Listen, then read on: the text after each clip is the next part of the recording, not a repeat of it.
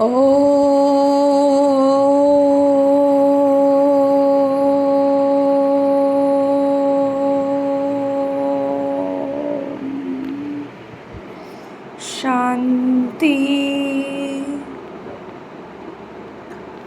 25/5/2024 প্রাতঃমুরলি। ওম শান্তি। বাপদাদা মধুবন।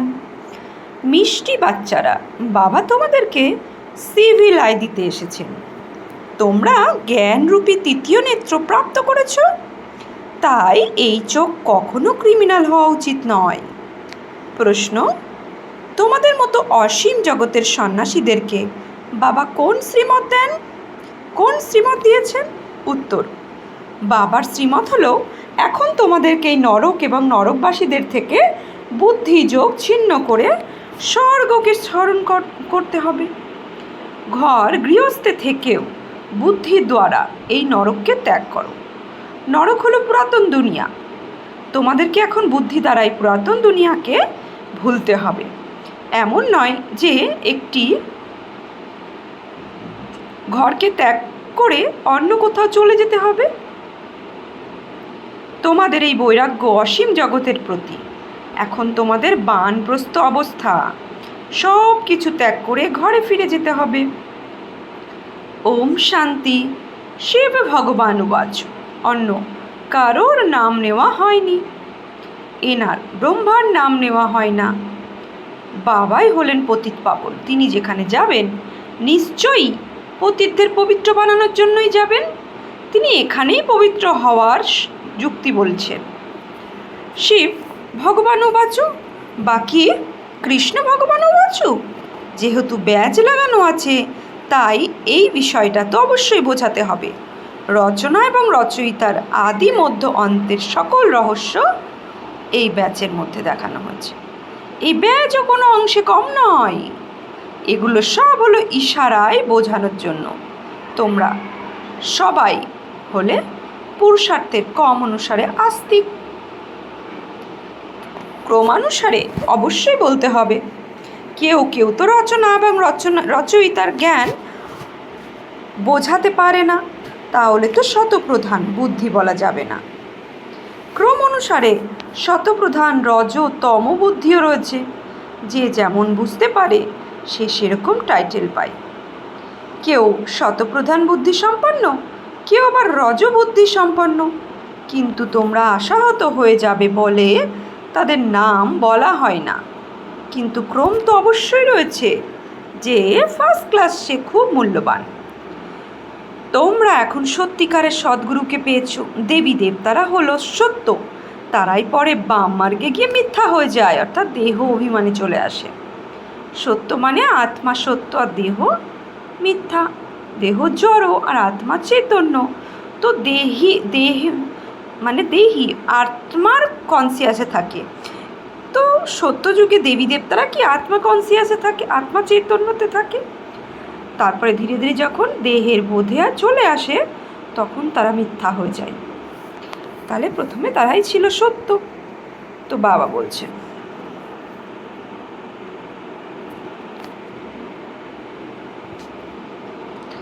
অন্য কেউ সেখানে থাকে না। সত্যযুগে কেবল তোমরা দেবী দেবতারাই থাকতে। কেউ কেউ তো বলে এরকম কিভাবে সম্ভব, ওদের মধ্যে জ্ঞান নেই। তোমরা বাচ্চারা এখন জেনেছো যে আমরা নাস্তিক থেকে আস্তিক হয়েছি। তোমরাই এখন যথাযথভাবে রচয়িতা রচনার আদি মধ্য অন্তের জ্ঞান জেনেছ। যার নাম রূপ নেই তাকে তো দেখতে পাওয়া যাবে না। আকাশ মহাশূন্য হলেও অনুভব করা সম্ভব। এগুলো সবাই হলো জ্ঞানের বিষয়। এগুলো সবই হলো জ্ঞানের বিষয়। সব কিছু বুদ্ধির ওপরেই নির্ভরশীল। কেবল বাবাই রচয়িতা এবং রচনার জ্ঞান দেন। এটাও লিখে রাখতে হবে যে এখানে রচয়িতা এবং রচনার জ্ঞান লাভ করা সম্ভব। এরকম অনেক স্লোগান রয়েছে। দিনে দিনে অনেক নতুন নতুন স্লোগান, নতুন নতুন পয়েন্ট তৈরি হচ্ছে। আস্তিক হওয়ার জন্য রচয়িতা এবং রচনার জ্ঞান অবশ্যই প্রয়োজন। তাহলেই নাস্তিক ভাব কেটে যায়। তোমরা আস্তিক হয়ে বিশ্বের মালিক হয়ে যাও। এখন তোমরা হলে পুরুষার্থের ক্রম অনুসারে আস্তিক। মানুষরাই তো এটা জানবে, জন্তু জানোয়াররা তো জানবে না। মানুষই উত্তম হয়, মানুষই অধম হয়। এখন তো একজন মানুষও রচয়িতা এবং রচনার জ্ঞান জানে না। বুদ্ধিতে একেবারে গোদরেজের তালা লেগে গেছে। বাবা এটাও জানে যে কলিযুগে গোদরেজের তালা থাকে, তো বাবা ও শব্দ প্রয়োগ করেছে ওই জন্য, যে বুদ্ধিতে একেবারে গোদরেজের তালা লেগে গেছে, যে না রচয়িতাকে জানে, না সৃষ্টির চক্র অর্থাৎ রচনাকে জানে। পুরুষার্থের ক্রম অনুসারে তোমরা জানো যে আমরা বাবার কাছে এসেছি বিশ্বের মালিক হওয়ার জন্য। তোমরা 100% পবিত্রতা পালন করো। পবিত্রতা, শান্তি, সমৃদ্ধ সব কিছুই রয়েছে। এইরকমভাবে আশীর্বাদ দেওয়া হয়, কিন্তু এটা তো ভক্তিমার্গের শব্দ। তোমরা পড়াশুনো করে এরকম লক্ষ্মীনারায়ণ হয়ে যাও। তোমাদের এম কি? লক্ষ্মীনারায়ণের সম হওয়া। তো তোমরা এই ঈশ্বরীয় পঠন পাঠন করে কি হও? লক্ষ্মীনারায়ণের সমান হয়ে যাও। নিজে পড়ে অন্যদেরকেও পড়াতে হবে। স্কুলেও কুমার কুমারীরা পড়তে যায়। একসাথে থাকতে থাকতে কখনো কখনো খুব খারাপ হয়ে যায়, কারণ তারা ক্রিমিনাল দৃষ্টিসম্পন্ন। ক্রিমিনাল আই থাকার জন্য ঘুমটা দিতে হয়, কিন্তু ওখানে কোনো ক্রিমিনাল আই থাকে না, তাই ঘুমটা দেওয়ার দরকার হবে না। লক্ষ্মীনারায়ণকে কখনো পর্দা দিতে দেখেছো কি? ওখানে তো কখনো এরকম খারাপ সংকল্পও আসবে না। এটা তো রাবণ রাজ্য। এখন দৃষ্টি খুবই খারাপ হয়ে গেছে। বাবা এসে জ্ঞান নেত্র প্রদান করছে। আত্মাই সব কিছু দেখে, কথা বলে এবং কর্ম করে। তোমরা আত্মারা এখন নিজেদেরকে সংশোধন করছে। আত্মাই খারাপ হয়ে গিয়ে পাপ আত্মা হয়ে গেছিল। তাকেই পাপ আত্মা বলা হয়, যার দৃষ্টি ক্রিমিনাল। কেবল পরমপিতা ছাড়া আর কেউ ক্রিমিনাল আই ঠিক করতে পারবে না। বাবাই জ্ঞানের সিভিল চক্ষু প্রদান করেন। এই জ্ঞান তোমরাই জেনেছ, শাস্ত্রে এই জ্ঞান নেই। বাবা বলেন বেদ, উপনিষদ, পুরাণ সব কিছুই হলো ভক্তি মার্গের সামগ্রী। জপ, তপ, তীর্থ ইত্যাদি কোনো কিছুতেই আমাকে পাওয়া যায় না। অর্ধেক কল্প ধরে এই ভক্তি প্রচলিত থাকে। বাচ্চারা, এখন তোমাদের সবাইকে এই বার্তা শোনাও যে এখানে এলে তোমাদেরকে রচয়িতা এবং রচনার জ্ঞান শোনাবো, পরমপিতা পরমাত্মার বায়োগ্রাফি বলবো। মানুষ তো এই সব কিছুই জানে না। এগুলো হলো মুখ্য বিষয়। ভাই এবং বোনেরা, তোমরা এসে রচয়িতা এবং রচনার আদি মধ্য অন্তিমের জ্ঞান শোনো। পড়াশুনো করো, যার দ্বারা তোমরা এরকম হতে পারবে। এই জ্ঞান প্রাপ্ত করলে এবং সৃষ্টি চক্রকে বুঝলে তোমরা এরকম লক্ষ্মীনারায়ণ হয়ে যাবে। এই পাঠের দ্বারা এরকম হয়েছে। লক্ষ্মীনারায়ণ এই পাঠের দ্বারা এরকম হয়েছে, মানে ঈশ্বরীয় পঠন পাঠন পড়ে তবে লক্ষ্মীনারায়ণ হয়েছে। তোমরা এই পাঠের দ্বারা ওই রকম হচ্ছ। এই পুরুষোত্তম সঙ্গম যুগ অতি প্রভাবশীল। বাবা তো ভারতেই আসেন, অন্য কোনো ভূমিতে কেনই বা আসবেন? বাবা হলেন অবিনাশী সার্জেন, তাই তিনি সেখানেই আসেন। যে ভূমি চিরন্তন, যে ভূমিতে ভগবানের চরণ পড়েছে, সেই ভূমি কখনো বিনাশ হবে না। দেবতাদের জন্য এই ভারত ভূমি রয়ে যায়, কেবল পরিবর্তিত হয়ে যায়। এই ভারতই হলো সত্যভূমি, আবার এই ভারতীয় অসত্যভূমি হয়ে যায়। ভারতে অলরাউন্ডার পাঠ রয়েছে, অন্য কোনো ভূমির জন্য এরকম বলা যাবে না। ভগবান এসে সত্যভূমি বানান, তারপর রাবণ অসত্য বানিয়ে দেন, তারপর সত্যের কোনো অস্তিত্বও থাকে না। তাই এই দুনিয়ায় সত্যিকারের গুরুর খোঁজ পাওয়া যায় না। ওরা হলো সন্ন্যাসী আর ফলোয়ার্সটা হলো গৃহস্থী। তাহলে ওদেরকে কিভাবে ফলোয়ার্স বলা যাবে? এখানে বাবা স্বয়ং বাচ্চাদেরকে বলছেন, পবিত্র হও এবং দিব্য গুণ ধারণ করো। তোমাদেরকে এখন দেবতা হতে হবে। সন্ন্যাসীরাও সম্পূর্ণ নির্বিকারী হয় না, ওরাও বিকারীদের ঘরেই জন্ম নেয়। অনেকে বাল ব্রহ্মচারীও হয়। এরকম অনেকই আছে, বিদেশেও অনেক রয়েছে। তারপর তারা বৃদ্ধ অবস্থায় বিয়ে করে, যাতে কেউ তাদের দেখাশুনো করে, তাদের জন্য কিছু অর্থ রেখে যায়, বাকি সম্পত্তি দান করে দেয়। এখন তো বাচ্চাদের প্রতি খুব মমতা থাকে। 60 বছর হয়ে গেলে সব কিছু বাচ্চাদের নামে করে দেয় এবং লক্ষ্য রাখে যে সব কিছু ঠিকঠাক চলছে কিনা। কিন্তু আজকালকার বাচ্চারা তো বলে যে বাবা বানপ্রস্থে গিয়ে ভালোই হয়েছে, আমি চাবি পেয়ে গেছি। তারপর সকল সম্পত্তি নষ্ট করে দেয় এবং বাবাকে বাড়ি থেকে বেরিয়ে যেতে বলে। বাবা বলছেন, তোমরা প্রদর্শিতে লিখে যাও যে ভাই বোনেরা, তোমরা এসে রচয়িতা এবং রচনার আদি মধ্য অন্তিমের জ্ঞান শোনো। এই সৃষ্টির চক্রকে জানলেই তোমরা চক্রবর্তী দেবী দেবতা অর্থাৎ বিশ্বের মহারাজা মহারানী হয়ে যাবে। এটা হলো বাচ্চাদের প্রতি বাবার নির্দেশ। বলছে চক্রবর্তী দেবী দেবতা অর্থাৎ বিশ্বের মহারাজা মহারানী হয়ে যাবে কিভাবে? এই সৃষ্টি চক্রের নলেজকে জানলে। তো বাবার এটা নির্দেশ বাচ্চাদের প্রতি। বাবা বলছেন, এটা হলো অনেক জন্মের অন্তিম জন্ম। আমি এনার মধ্যে প্রবেশ করি। ব্রহ্মা বাবার অনেক জন্মের অন্তিম জন্মে ব্রহ্মা বাবার মধ্যে শিব বাবা প্রবেশ করে। ব্রহ্মার পরেই বিষ্ণু, অর্থাৎ ব্রহ্মার জ্ঞান নেওয়ার পরেই যখন সম্পূর্ণ প্রাপ্ত করে তখন বিষ্ণু হয়। বিষ্ণুর 4টি হাত কেন দেখানো হয়েছে? 2 হাত পুরুষের, 2 হাত স্ত্রীর। এখানে কি 4 হাত বিশিষ্ট কোনো মানুষ হয়? এগুলো সব বোঝার বিষয়। কিন্তু বলছে বিষ্ণু অর্থাৎ লক্ষ্মীনারায়ণ ব্রহ্মাকেও এরকম দেখানো হয়। ব্রহ্মার 2 হাত আর সরস্বতীর 2। এনার 2 জন বেহাতের সন্ন্যাসী হয়ে গেছে। এমন নয় যে সন্ন্যাস গ্রহণ করে অন্য জায়গায় চলে যেতে হবে, না। বাবা বলছেন ঘর গৃহস্থের থেকেও বুদ্ধির দ্বারা এই নরককে ত্যাগ করো। নরককে ভুলে বুদ্ধির দ্বারা স্বর্গকে স্মরণ করতে হবে। নরক এবং নরকবাসীদের থেকে বুদ্ধিযোগ ছিন্ন করে স্বর্গবাসী দেবী দেবতাদের সাথে যুক্ত করতে হবে। যে পড়াশুনো করে তার বুদ্ধিতে থাকে যে আমি পাশ করে এরকম হব। আগে বানপ্রস্থ অবস্থায় এলে গুরু করত। বাবা বলছেন আমিও এনার বানপ্রস্থ অবস্থাতে এসে প্রবেশ করি। ইনি এখন অনেক জন্মের অন্তিম জন্মে রয়েছেন। ভগবান উবাচু, আমি অনেক জন্মের অন্তিমের জন্মে এসে প্রবেশ করি। যিনি আদি থেকে অন্ত পর্যন্ত ভূমিকা পালন করেছেন, আমি তার শরীরেই প্রবেশ করি, কারণ তাকে সবার আগে ফেরত যেতে হবে। ব্রহ্মা থেকে বিষ্ণু এবং বিষ্ণু থেকে ব্রহ্মা, দুজনেরই 4টে করে হাত দেখানো হয়েছে। ব্রহ্মা সরস্বতী থেকে লক্ষ্মীনারায়ণ এবং লক্ষ্মীনারায়ণ থেকে ব্রহ্মা সরস্বতী। তোমরা বাচ্চারা ঝট করে এই হিসেব বলে দেবে।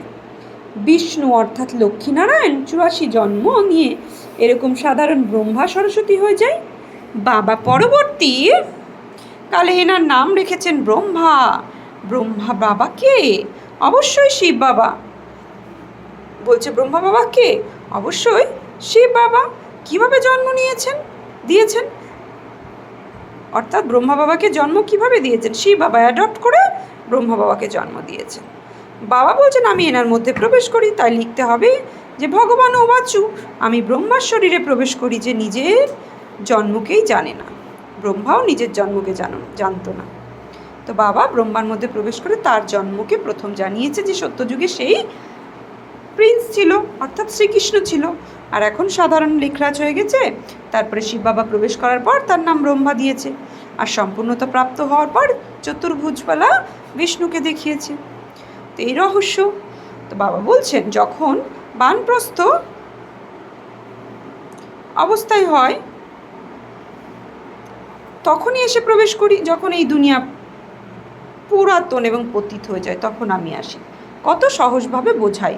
আগে তো 60 বছর বয়স হলো 60 বছর বয়স হলে গুরু করত। এখন তো জন্ম থেকেই গুরু করিয়ে দেয়। এটা খ্রিস্টানদের কাছ থেকে শিখেছে। কিন্তু ছোট অবস্থায় গুরু করানোর কি দরকার? বলছে ছোট অবস্থায় গুরু করানোর কি দরকার আছে? কি দরকার? তারা তো কিছুই বোঝে না, তাই না? ওরা মনে করে ছোট অবস্থায় মারা গেলে সদ্গতি প্রাপ্ত হবে। বাবা বোঝাচ্ছেন এখানে কারোর সদ্গতি হতে পারে